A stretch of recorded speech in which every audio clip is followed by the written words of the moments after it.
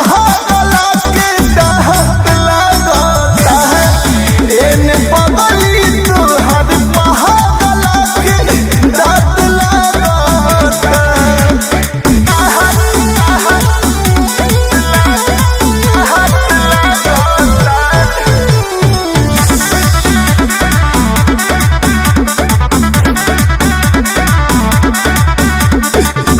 दहिया पड़ते जान पियर पियर चाउर लगियो ही घड़ी से सरोज धीरज बाबू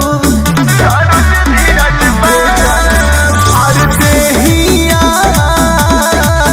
पड़ते पियर चाउर लगेला कि मजनुआ तोहर बाउर पियावा के गमछियौरी तोहर अचरवा में जग गाँठ लागता एने बगली तोहर पहागला के दाहत लागता एने बगली तोहर पहागला के दाहत लागता।